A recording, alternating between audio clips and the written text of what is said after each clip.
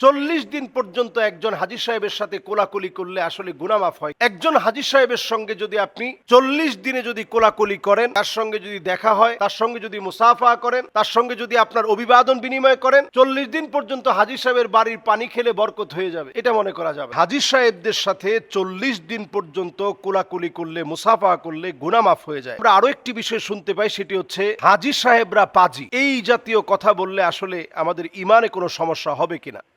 এখানে দুটি বিষয়। প্রথম বিষয়টা হচ্ছে, হাজী সাহেবদেরকে কেউ যদি বলে যে পাজি, হাজি বেশি পাজি, এই কথা যদি কেউ ছন্দ মিলায় বলে, আর যদি এই ছন্দের মিলটা উনি ইচ্ছাকৃত একজন হাজিকে, হজকে অপমান করার জন্য বলে থাকে, তাহলে এটা অবশ্যই এটা প্রকাশ্যে কুফরি হবে, কুফর বাওয়াহা, একেবারে স্পষ্ট কুফরি হবে।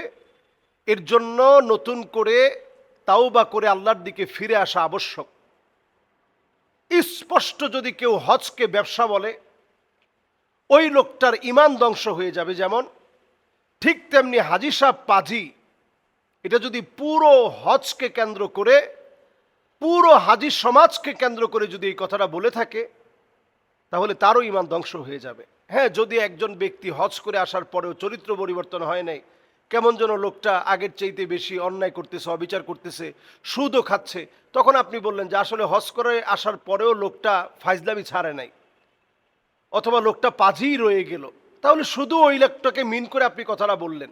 কিন্তু পুরো হাজী সমাজকে মিন করে যদি আপনি কথাটা বলেন, এটা ঈমানের ত্রুটি দেখা দিবে। খবরদার, এই কাজ কোনোভাবেই করা যাবে না। এটা চরম অন্যায়, বিভৎস আচরণ, যে আচরণের কারণে আমাদের সওয়াবের অধ্যায় মুছে যাবে, গুনাহের অধ্যায় যুক্ত হয়ে যাবে। এজন্য কোনোভাবেই এই অন্যায় করা যাবে না। এবার আসেন, প্রথম যেই বিষয়টা আমরা বলার চেষ্টা করছিলাম, 40 দিন পর্যন্ত একজন হাজী সাহেবের সাথে কোলাকুলি করলে আসলে গুনাহ মাফ হয় কিনা। না, আদৌ 40 দিন একজন হাজী সাহেবের সঙ্গে যদি আপনি 40 দিনে যদি কোলাকুলি করেন, তার সঙ্গে যদি দেখা হয়, তার সঙ্গে যদি মুসাফা করেন, তার সঙ্গে যদি আপনার অভিবাদন বিনিময় করেন, এর দ্বারা আপনার গুনাহ মাফ হয়ে যাবে না।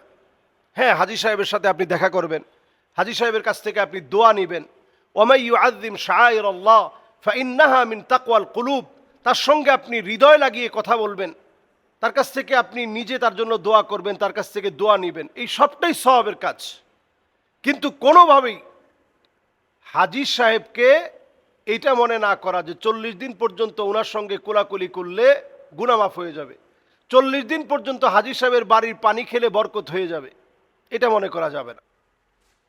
হ্যাঁ, হাজী সাহেব যদি জমজমের পানি নিয়ে আসেন, সেখান থেকে আপনি পানি খাইলেন, আপনি খাওয়ার সময় একটু দাঁড়ায় দোয়া পড়লেন, আল্লাহুম্মা আল্লিমনি ইলমান নাফিআ ওয়া রিজকাও ওয়াসিআ ওয়া শিফাআম মিন কুল্লি দা, আপনি এই জাতীয় দোয়াগুলো পড়লেন।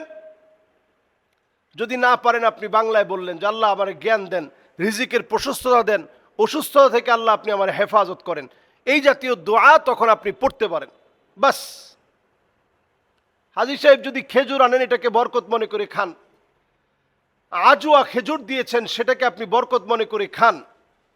কিন্তু কোনোভাবেই এইটাকে আপনি এটা মনে না করা যে 40 দিন পর্যন্ত ওনার সঙ্গে কোলাকুলি করলে, ওনার সঙ্গে মুসাফা করলে আমার গুনাহ মাফ হয়ে যাবে, এই জাতীয় কোনো নির্ভরযোগ্য দলিলযোগ্য কোনো কথা ইসলামে নেই।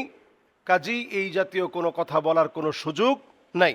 আমরা দেখেছি যে বাংলাদেশ থেকে এই বছর ৭৬,৫৮০ জন হাজ্জে গিয়েছেন। যদিও কোঠাটা ছিল, সৌদি আরবের সাথে চুক্তি যে হয়েছে, এই চুক্তিতে কোঠা ছিল ৭৮,৫০০ জন, সেখানে গিয়েছে ৭৬,৫৮০ জন, মানে কোঠা পূর্ণ হয়নি।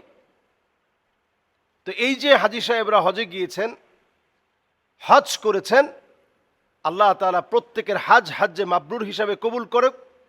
যারা দেশে ফিরে আসছেন, এসে কুলাকুলি করলেই আপনার আমার গুনাহ মাফ হবে না, বরং আপনার আমার নিজেকে নিজের পরিবর্তন করতে হবে, তাওবা করতে হবে, ওনাদের কাছ থেকে নেক দোয়া নিতে পারেন।